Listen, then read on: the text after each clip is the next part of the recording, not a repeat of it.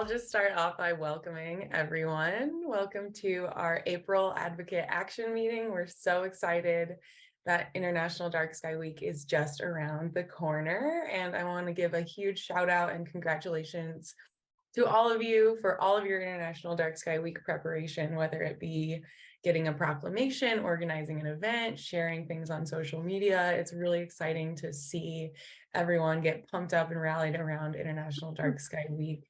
We are super excited and we hope you all are as well. I started tallying up how many we have, and I have a lot of emails to go through that I probably don't have them all yet, but so far total approved in the United States that I have tallied is 35. And then internationally, we have 11 from other countries besides the United States. We have Italy, we have Canada, we have Mexico, and we also got the first ever Tribal Council International Dark Sky Week proclamation from our friends in Michigan. So that was really, really exciting and a huge milestone. So again, congratulations, and please help me keep track of all these proclamations. There's a lot of moving pieces. So I will share here a view-only link to a spreadsheet where I'm tracking them. If they are green, I know that they are approved and certified. Oh, thank you for enabling the closed captioning. If you need it, they should also be available to be translated into a bunch of different languages as well, if that's helpful for folks. So please take a look at that spreadsheet. If I don't have your proclamation listed, or if it's not green and it's approved, please let me know. Just shoot me or Michael an email so we can keep track of that for you. And then please send us, as you're going to the city council meetings, take photos of yourselves getting the proclamation, or, with your city councilors. We really, really want to celebrate these this year. So there we go with that. And a huge thank you to everyone for the support of this initiative. I'm expecting a lot more to come through. We have about 110 people that have submitted that they are working on a proclamation in a particular area in the United States, and 32 in other countries besides the United States. So really hoping to see kind of all of those start rolling in as we're approaching International Dark Sky Week. And that's just the start, right? Getting the proclamation is a great start to get connected to your local leaders, to get the topic of light pollution on their minds. But our favorite International Dark Sky Week proclamation wizard, Amy Oliver, is here today to teach us how to really leverage those proclamations throughout the media so we can spread that word farther and wider and invite more people to the dark side with us.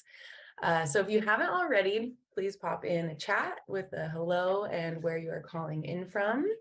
I'm calling in from Tucson, Arizona, where it's sunny and beautiful, and I'm very, very happy to be here with you all today.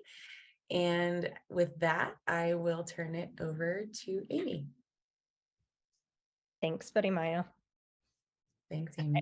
I'll turn on my camera and ask for everyone's forgiveness. I'm a little discombobulated today, mostly because I have been very sick.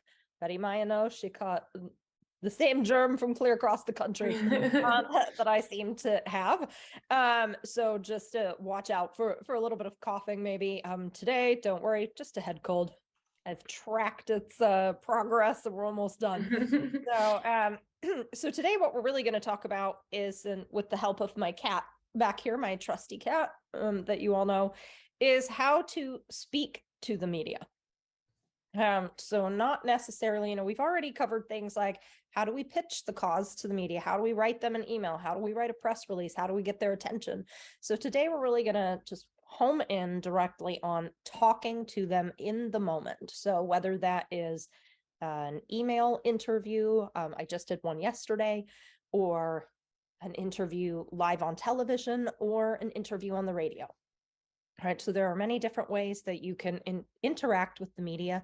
So that's really what we want to talk about. Give me just 1 second. I'm going to bring up, maybe. Let's just see. Does everybody see this? It's beautiful. Of course it is. Betty Maya took that photo. Everything I do is beautiful. because Thank you. takes my photos. Okay. All right. So like I said, today we're going to be talking about engaging with the media to leverage the message. Now, do you guys still just see the presentation or did I screw it up? No, we just see the beautiful photo of you. Okay. Betty Maya didn't take this photo. I took this photo, the only one in the whole deck. So what you guys know about me is that I'm an IDA advocate, and also professionally, I'm the Public Information and News Manager at NRAO and the PIO for Alma North America. But that's what you know. So what I want to tell you before we get started is that I have been working in public relations and publicity for over 20 years. And in that time, I have trained a lot of people, from volunteers, just like everyone in this room, to CEOs of multinational companies and even high-level members of the government on how to engage with and interact with the media. And I myself have served as the official spokesperson of multiple organizations throughout the course of my career. So that means I know an awful lot about how to do it well and how enjoyable it can be if it goes wrong. So today what we're going to do is we're going to focus on 4 goals. We're going to get comfortable. Then we're going to identify our key messages, talk about core skills, and we're going to practice. So if we're able to, we'll pop into breakout rooms, but if we're not able to do that, we will work together in this space. We might stop recording for that portion. Just to keep everybody comfortable. Great, perfect. So let's go ahead and get started.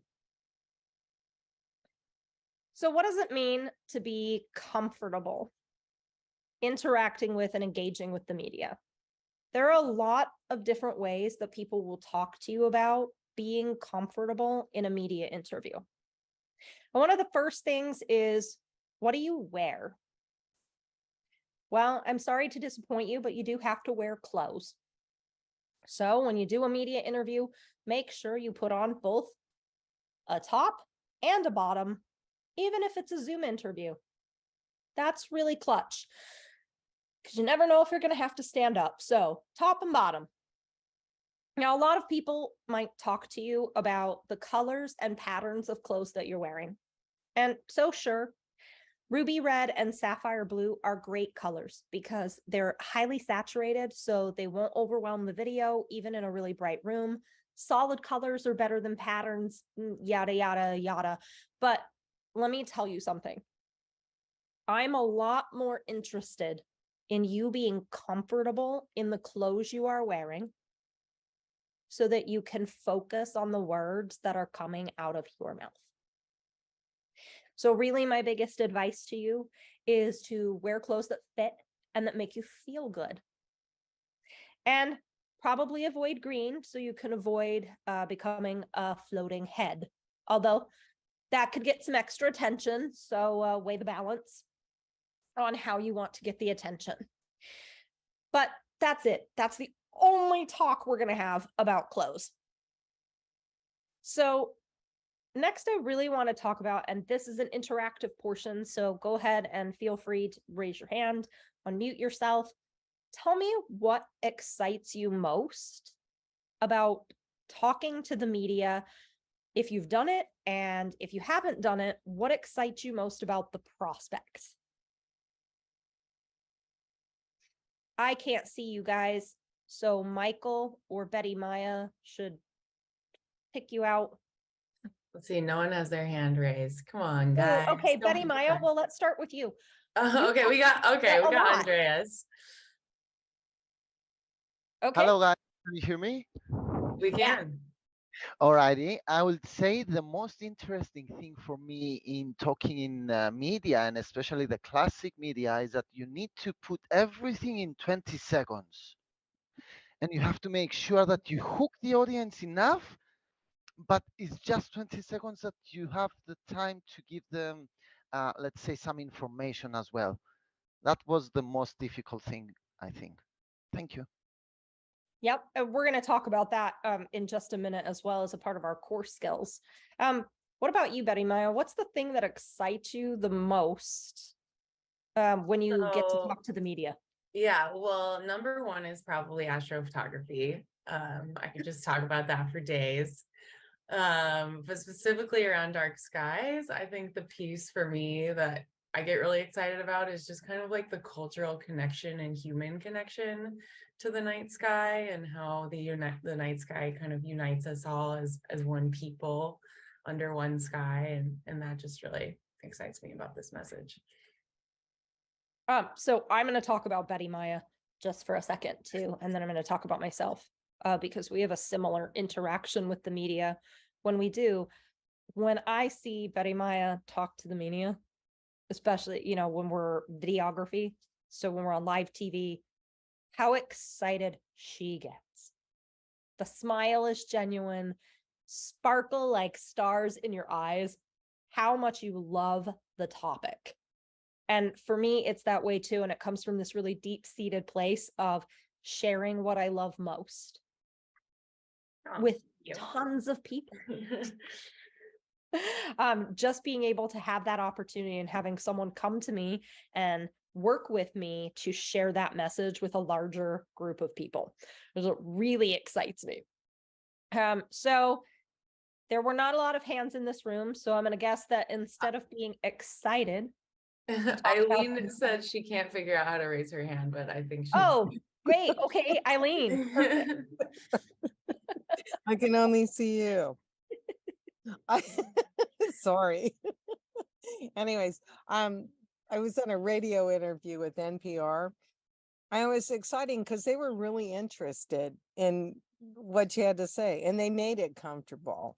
And so, you know, that was good. So I just, you know, hopefully people, you know, I don't do this a lot, so I'm really interested in what you're saying. But anyways, I just wanted to share that they're really interested in what we have to say. So thank you. They are, and I'm so glad you said that. And we're going to reiterate that point later too. Journalists are people. We Which got it's Harry funny. and then we got Tom too, ready to. Oh, perfect. ready to Great. talk. So see, this is perfect because this shows you we're all getting a little bit more comfortable now. Yes. In this group, and you have to do that with the media as well. So go ahead. Go ahead, Harry. Here in the United Kingdom, I'm sorry to say that the mainstream media and the online media really couldn't give two figs on the subject of dark skies. However, the print media are far more interested. Will you be discussing print media later on? Yes, yeah, we're going to talk about print media. Media training is applicable to every type of media. So all of the principles that we're going to talk about today can be applied to radio, television, and print. All right, we'll go Tom and then we got Don. Okay, for me, the most exciting thing for me is to get the message about the health issues that is caused from light pollution out in the media. And I am very surprised when you bring the health issues up to them that they have no clue. So for me, that's the most exciting thing for me to get out there is not only about the light pollution, but the health issues that it causes. Right, Tom, we're going to pin that too, because that's really important when we're talking about key messages. So put a sticky note down to remind me to come back to you when we're talking about key messages. All right, we got Don, and then I think we're done. Yeah, so from my perspective, I've actually done a fair number of interviews. I always try to look for what the person interviewing, what really gets them excited, because it seems like you can sort of build a rapport to where they're a person and you can kind of tell that they need to have short sentences and visuals and things that'll make their story really pop. And it's really important to do that, I think, because, you know, we can be very passionate, talk long sentences, and it turns out that, you know, we'll cut half of that out of there, but just the way the interview really works. But I've worked with a lot of these folks, and some of them are just people. I mean, most of them are just people, but some are really struggling sometimes to even understand what you're talking about. So trying to put it in terms that they can understand it really can make a big difference. So, Dawn, let me ask you a question. What excites you the most about talking to the media? I think what drives me in a lot of what I do is it's really around families and education of people about science and nature and stargazing. And it's something that I think sometimes we're reaching to find a common bond. You know, we have a planet we're living on and we have stars we love, and it's not hard to find something that really gets them excited and just to kind of follow that trail, so to speak. And I love whenever that's what a lot of what I do is just really education. It's really saying this is really something you can learn from. You know, why do things happen like this, and what is the cause of something that happens? And so that makes it really exciting. And so anyway, that's my thoughts. Perfect. Thank you. So for the rest of you, this is an opportune moment for me to ask the other side of that question, which is, what do you fear most when you think about talking to the media, or what makes you most nervous about the idea of engaging with them? We might have to start with me or Betty Maya again. We got Luke. Hey there. Thanks for being brave, Luke. No worries. That was an easier topic. Because it's always the unknown. I find that when you do an interview, they'll take snippets, kind of like what was discussed earlier, give them concise few words as much as possible, but they'll typically manipulate what they want to extract out of your conversation for their story. And you never know what it's going to turn out like in the end, and if it spins in your direction that you intended. Very, very normal fear, normal thing to be nervous about. So that's a great one. Is there anybody else who has? There are, yeah. Fear? Yeah, I see a lot of hands. Yeah, this one's an easier question. Let's go to Patrick first, since we haven't heard from him yet. All right. I haven't had a lot of experience directly with media, but I have had a lot of experience briefing and talking to higher ups in various organizations. And I'd say my biggest fear is when I'm not exactly a confirmed expert in some particular subject that I've been asked to talk about. It's not hard to research, but the big fear is how you're going to react when you do get the question you may not be comfortable with on the answer. And the only tip I have is just don't BS it. Actually, so I'm going to have to get back to you or something like that. Yep, and you know what? That's my a great answer. And we'll talk about that in our core skills section too. Great answer. It's okay to not know the answer. We got Laura and then Michael. I freeze up when I talk to people in media. I have been misquoted so many times. And, you know, what everybody is saying, even in the chat, you know, the misrepresentation, and, you know, they take snippets and they do what they want to do with their dialogue. And the tough questions like the safety issue, you know, how do you answer that? And those kinds of things, you know, trying to talk people down. And so, yeah, it's challenging talking to media. So yeah, any tips and hints that you can provide, I'd much appreciate. Yeah. Yep, that's why we're here today. So we're going to talk a lot about some core skills you can use to navigate out of those types of situations. So I'm glad that you said that. And Michael.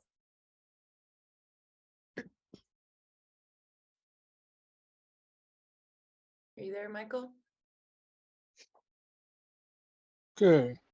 In chat, I put a link in where if you look at the video, you'll see a very short interview with me done by a media class at high school. So if that's right, please know. If any of that's wrong, please let me know. But what if I talk to the media, I want to be able to give a positive spin to, you have a professor here who teaches astronomy and physics. He has 3 really good telescopes in his office. The light pollution from your tennis court, basketball court at night is so bright he doesn't even take his telescopes outside on campus. And there is Grove. to bother to look at anything. So any tips there would be helpful. Thanks, Michael. You were kind of breaking up. Maybe if you could pop what you're saying in the chat as well, that would be helpful.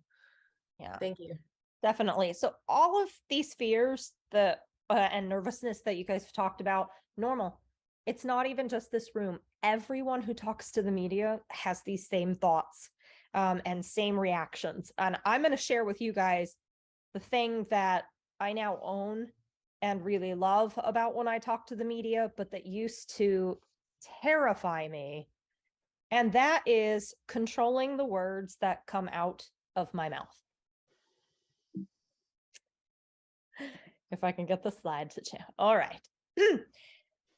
I'm gonna let you guys read this and have a laugh. And I'm gonna tell you a story. In 2012, I was the spokesperson for a very high value public health campaign about tobacco cessation and prevention. And I was on NPR in 2012 because Simon & Schuster rewrote "'Twas the Night Before Christmas." They took it out of their vault and they took out all of the references to smoking and tobacco.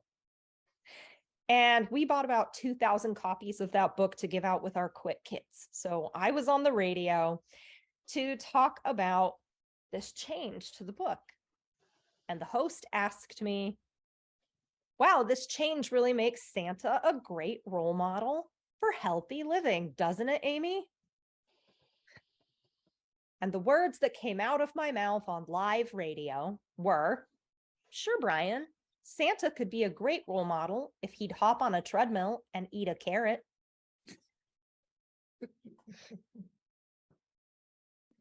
And in the time that I worked for public health, thank you for laughing. In the time that I worked for public health, I think that the director of the Department of Health at the time just learned to enjoy these moments about me. And by the time I was done working there, the PR agency and the publicist who were in charge of me had put together a disc that they gave me called Amy's Greatest Hits, because I did several hundred interviews in my tenure. And so funny things would come out of my mouth. Now, since I've come over to astrophysics, this particular thing has happened to me more than once, and as well as to several people I know, both in writing, because you cannot control the autocorrect of your email and your phone sometimes, or apparently also from your brain to your mouth. In my case, where just a few years ago, I told a reporter at USA Today that we discovered several Earth-sized plants in the universe. That is a huge ficus. And thank goodness for the journalist who actually replied with the words, "That's a huge ficus." And did not print the words that had come out of my mouth. So, but just want you to laugh and know that these kinds of things happen because we are people. And so it's normal to be nervous and it's normal to misspeak. You are allowed to correct yourself, even on live radio and on live television. If you notice that you've made an error, you don't have to worry about it after the fact. Everyone is a person. It's okay to have these moments. And these days, I just take it as a part of my personality. It's been 20 years, and now I think these things are hilarious. So be okay with it and don't be nervous. It can't get much worse than calling Santa fat and lazy on live radio. So just know that. Actually, it can. That's not true. Someday ask me and I'll tell you about the sheet cake. Okay. So importantly, I just want you to remember something we've already said. No interview is perfect, and journalists are people that want to have a conversation with you. In Astrophysics Now, someone brought this up earlier as we've been talking. In Astrophysics Now, I'm the person who takes the science paper and I translate it into a press release. And it's a part of my job to remind scientists that not everyone that they have to talk to is like me. Some people don't understand anything about science. but they're really excited and they really want to hear about it. And so you have to think about the person you're talking to and bring the conversation to their level. So that they can really have that opportunity to latch onto what you are talking about and find meaning in it for themselves. The best interviews really come out of being able to make a connection with the journalist who's asking you questions. And we're going to talk about how to make sure that's happening in just a minute here. It can be really difficult, though, to remember journalists are people when there is a microphone or a camera in your face. Or you're thinking, oh my gosh, my words will be emblazoned on the front page of USA Today. Can you imagine if that journalist hadn't had a moment of fun with me and had printed, scientists find Earth-sized ficus? But you are three things, okay? First, you're amazing because you're willing to do this and interested in sharing this message in any way that you can possibly find. Second, you are also a person. I keep saying that. And sheet cake on my face proves I'm a person. And third, you are knowledgeable. You have the knowledge. And part of media training is just learning how or being prepared to condense information into small bite-sized chunks so that you can have a successful time. So we're going to jump right into key messages because I'm keeping an eye on our time here and I want to make sure we have plenty of time to practice. So I'm going to try to roll through key messages a little bit quickly here, not so fast that everybody can't get the meaning from them. So for us right now, we're thinking about International Dark Sky Week. And I would encourage you to, if you have the opportunity, remember to mention IDA. Somebody wants to know why you are doing this or who is helping to run International Dark Sky Week, that's IDA. The really important thing I want you guys to notice as you're looking at the key messages is that I have written all of them for you so that you could say these in under 20 seconds. So literally every one of our key messages can be said in under 20 seconds. So I'm going to let you look at this. I'm not actually going to read them out loud, but just sort of think about that and the type of information that's in them. The point of a key message is not to expound on, right? So key messages are something I'm going to talk to you about in a minute called a dart. And the dart or the key message is the first thing you throw. And we'll talk about how do you grow from that information in a few minutes here. But the darts are, what if you only get to say one thing? So what if somebody says to you, what is International Dark Sky Association? And you only get to say one thing in under 15 seconds. What is it you are going to say? Okay, same thing with what is your role with IDA? So what is the most important piece of information we can provide? What is Dark Sky Week? And when is Dark Sky Week? That's really important. And every time you talk to the media about Dark Sky Week, make sure you tell them when it is. Okay, what is light pollution? I'm sorry, if you guys are writing in the chat, I may not actually be able to see that. I can see the number going up, but I might not be able to see that. Questions in here, Amy, about, I think we all have questions about this, Dark Sky, International versus IDA. So I will just address this to the best of my knowledge. It was our goal to release it already. We have not been able to yet. So I think for Dark Sky Week, we are still going to be referring to ourselves as the International Dark Sky Association. We have given our chapters the go ahead to utilize, I'll add a spotlight so you guys can see me, to utilize the new naming for local chapters. So if you are a representative of chapter and you want to refer to yourself as Dark Sky Missouri or Dark Sky Greece, that is okay. The headquarters as of now will remain International Dark Sky Association for International Dark Sky Week, as of my understanding.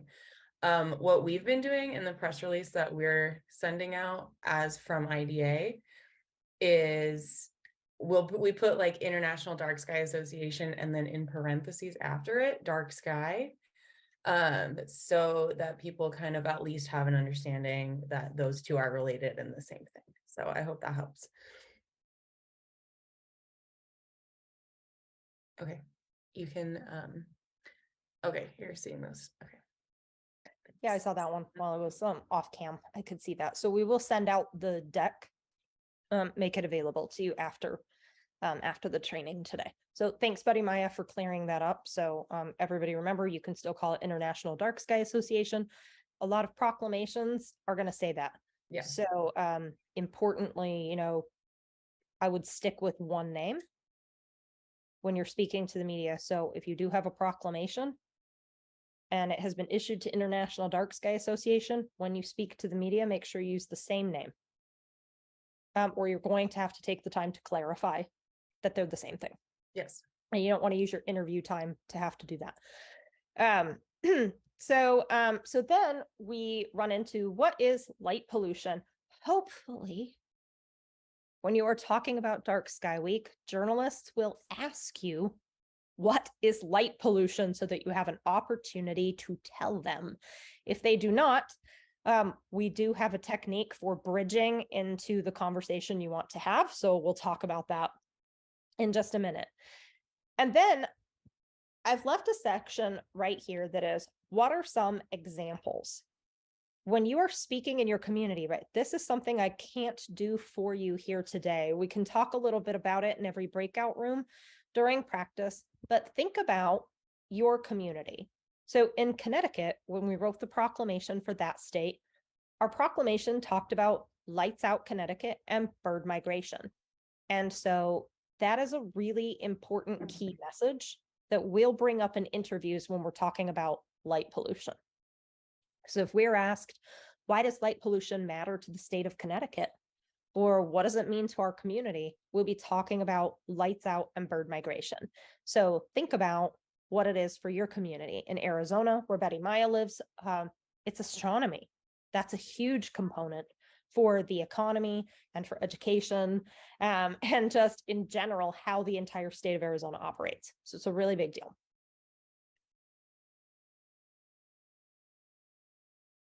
All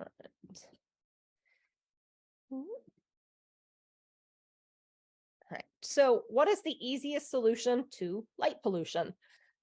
Hopefully they will ask you this as well. And I would encourage you to try to bridge into this conversation as well. Of course, we would like everyone to just turn off the lights. Not have outdoor lighting, not have outdoor unshielded lighting, just turn them all off at night. But that's not always possible. So the IDA message, and of course, also the message coming from other groups in environmental policy and from astronomy, is using warm lights and amber LEDs at 3000 Kelvin and below that are fully shielded, meaning the light can only go down to the ground, helps a lot. It's not a perfect solution. They might ask you follow-up about that. And it's okay to answer that honestly. It's not a perfect solution. And then how can this community help? So again, think about your community.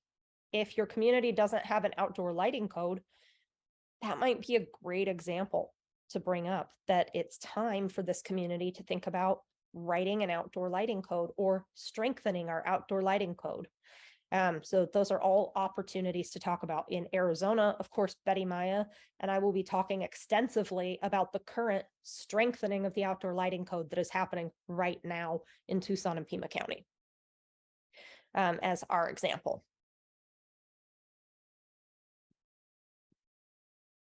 All right, so we're going to jump now right into those core skills I keep talking about.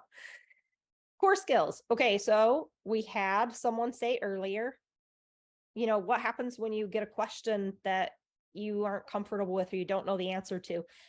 I guarantee you, CEOs of multinational companies get questions they don't know the answer to. I have sat in media interviews with them, and they get asked questions they do not know the answer to. It is okay not to know the answer to every question you are asked. one of the great answers we heard earlier was, I'm going to have to get back to you on that. It's also okay to say, I don't know the answer to that. And you'll see right at the end of that, I have this note with an asterisk that says, use a bridge. And I'm going to talk to you later in the core skills about what it means to use a bridge. But that's getting yourself from the tricky situation or from a question that's going in a direction you don't really want your interview to go, or that is getting off topic, and bringing it to a key message and a topic that you can talk about. So that's the most important skill. So what do you do and how do you react when there's a question you don't know the answer to? Admit that you don't know the answer and bridge yourself to a place you can talk about. Okay, it's also not okay to lie. That should be very obvious, but if you don't know the answer, don't make one up.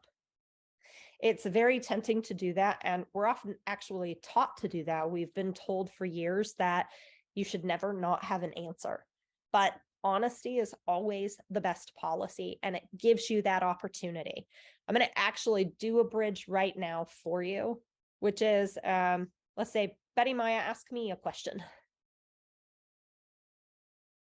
Okay, what is the darkest place in southern Canada? That's a really interesting question, Betty Maya, and I have to tell you, I don't know the answer to that. But I can tell you that more than 80% of people in the world live under light polluted skies, which means that really dark places are a rare thing. Beautiful. There we go. And we're out, right? So I don't even know the answer to that about Canada. So good, you know, always be prepared with the information that you do know. And you can even talk about, if you were asked an odd question about what is the darkest place in the United States, and you don't know the answer to that, but you might know what the darkest place in your own state is. And you can bridge that way. You know, I don't know where the darkest place in the United States is, but I do know that the darkest place in the state of Arizona is Chiricahua National Park. So, you know, there you go. So bridge yourself out of the situation.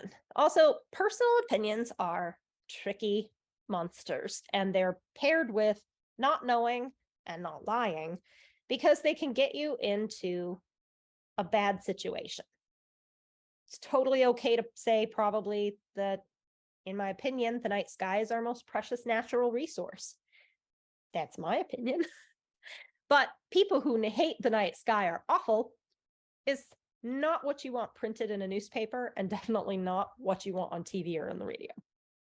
So instead of getting into the personal opinion trap, try bridging again over to a story about your community. So here's a really good example, and this happened within the last couple of years. I had a journalist ask me what I thought of some really brightly lit signs that are in clear violation of the outdoor lighting code in Tucson and Pima County, Arizona. And I sit on that government committee. So I am responsible for helping to write code that can be enforced and that people can understand. And of course, personally, it irritates me when people violate the code, because we work very hard to have a code that people can follow. But my response was, thank you so much for telling me about this. I wasn't aware. When citizens like you report a potential violation, it's much easier for the county to investigate and then help the owner make positive changes. It's important to know I'm not the person that you report violations to, and I can't personally enforce the lighting code.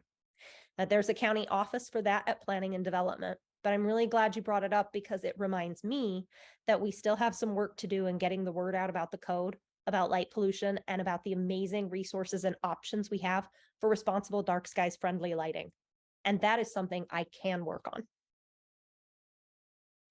So really tricky question that was aimed at getting an emotional response from me, because the journalist did know that I work on the outdoor lighting code and that I work in astronomy. So I have to be really careful when I talk about all of those things, because I'm juggling so many balls in the air at a time, and I have to be careful about how I show emotion, when to share my own opinion. All right. This dang thing. All right. So a couple of times earlier, we brought up sound bites.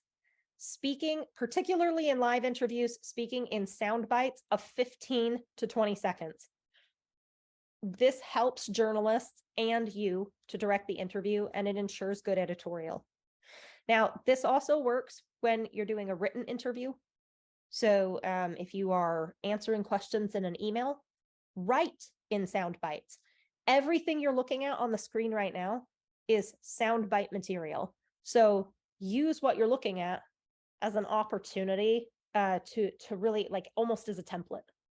Okay, so you see 2 sentences, 2 short sentences is about 15 to 20 seconds, or 3 medium sentences or 3 kind of short sentences, about 15 to 20 seconds. So either write or speak in sound bites. And what this does is that it creates those clips that journalists will have to pull from. And if you are using what we'll talk about in a minute called the pyramid, which allows you to create standalone sentences that go together, you'll have a much easier time getting the editorial that you can really be proud of. Because I heard some frustration about, well, the journalist only clip out that one thing. And so if we can think really hard to ourselves ahead of the interview about how do we make standalone sound bites that go together and build on each other, you're more likely to get the message out that you want. Now, you also have to take a pause. At the conclusion of every single thought, take a pause. It doesn't have to be a big breath, but stop speaking. That keeps you from rambling. And it also gives the journalist time to ask questions. The big thing is they don't always ask questions because they are listening, writing, and thinking. They may not say something in every single pause that you have. So don't use that as a license to ramble or keep talking. Instead, use it as an opportunity to solve one of the other problems that we heard about earlier. Sometimes they don't understand. And you don't know if you don't ask. It's important never to underestimate how much a journalist knows, because you don't know everything about them. And sometimes when people approach me, I'm a journalist outside of work. And when people approach me, sometimes they assume that I don't know anything about what they're talking about, when really I have an enormous background in medical science and in astrophysical science. So I know a great deal about what they're talking about. This is a great opportunity to say, does that make sense? Or do you have any questions? All right, so these are words I have continuously used as we've been talking today, which are flagging. Actually, I haven't actually said that word, but I have been doing the activity with my hands. Use your words and your gestures to highlight important themes. What's really important to understand? We understand that sometimes it's not possible to turn out the lights. So instead, and you can use your hands to help make that gesture. Darts. Darts are your key messages. I don't think I'm getting new chat. I see chats coming up, but I may not be getting the new ones. So if you have a question, please let me know. Darts are your key messages. They're that foundation of your active interview. An interview is not passive. You're not simply waiting for the journalist to ask you questions and then answer them. Part of your role as an active participant in your own interview is to help give the journalist information you know is important that they may not know to ask you. When in doubt, throw a dart. Bridging. So we've talked actually a ton about bridging. Sometimes the conversation is going to a place that isn't going to work for the narrative that you need to tell, and even not going to work for the journalist. If they're trying to write a story about dark skies, and for some reason you're shifting into building code policy, while the two things might have some connection, it's important to try to bring it back. And bridging can be, however, like, I may not know about this, but I do know about this. The priority here that I really want you to focus on and what I really want you to know. So kind of think about how you might have those opportunities, and we'll do this in practice sessions as well. Yep, I really can't see chat. So I'm so sorry. I see the chat number continuing to go up and I cannot see I new don't chat. see So I'm really sorry. additional chats on my end either at the moment. Yeah. Oh, Tanya says, I'm assuming that you prepare your darts before the media interview. What does that prep look like? Right. So if you saw before, we had these key messages that we've prepared. Those are darts. So all of your key messages about IDA, Dark Sky Week, and light pollution are prepared for you. And then you want to come up with some examples for your own community as well.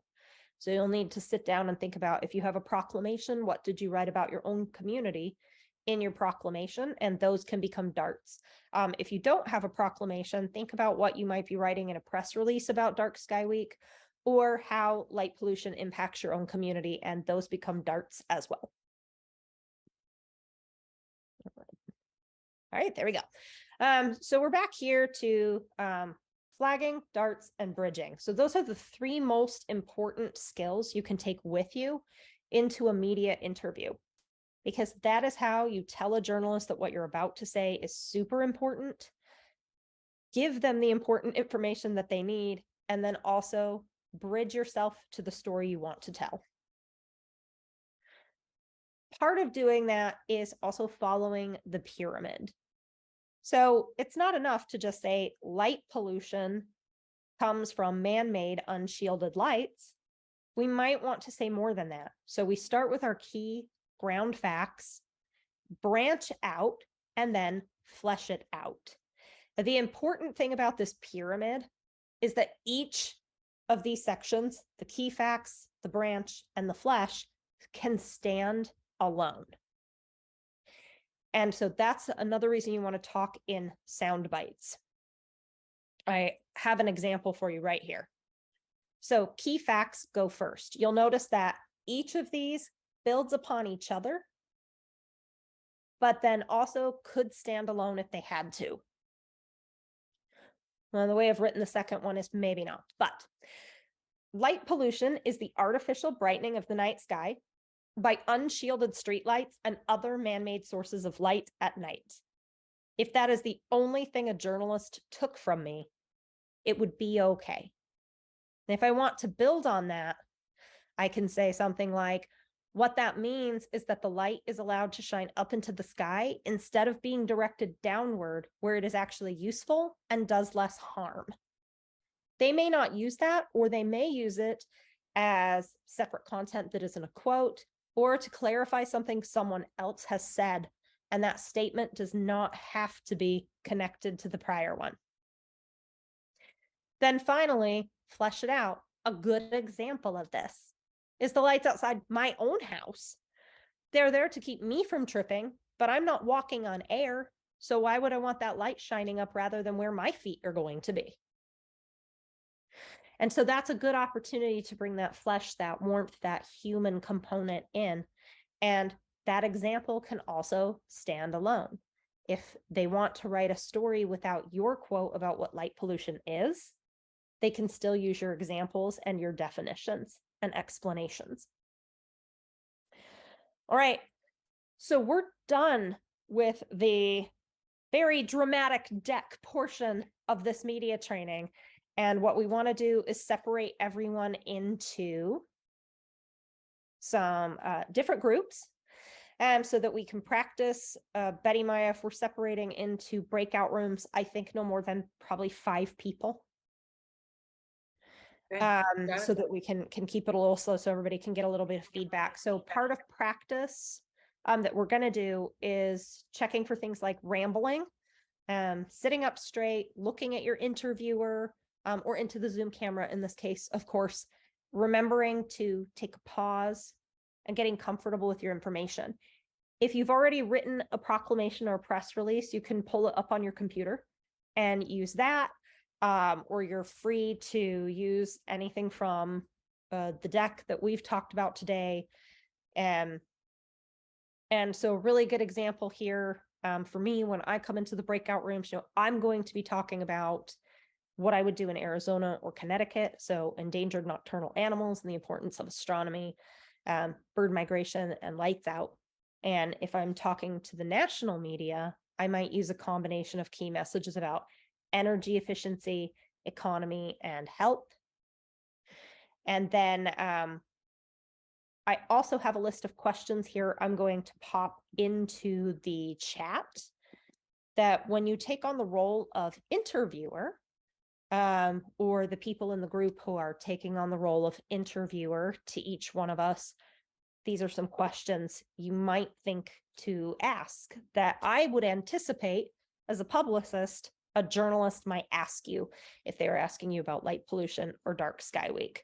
So again, let me clarify that what we're going to do is break into breakout rooms, and then one person will be the interviewee, so the person answering the questions, and then everyone else in the group, or one person in the group at a time, can be the journalist or the interviewer, asking some questions and giving everyone the opportunity to have the experience of being interviewed. And because I've done it a couple of times, I actually just want to say one last thing before we start practicing. Is not the end of the world. It's a normal human thing. And if you do say it, that's okay. Let it go and move on. The most important thing you can do is get the message out in a friendly, meaningful way. And if you have an that's all right. If you have perfected the art of speaking so that you never have an moment where your brain has to catch up, that is glorious. And I would love to learn some more of that skill from you.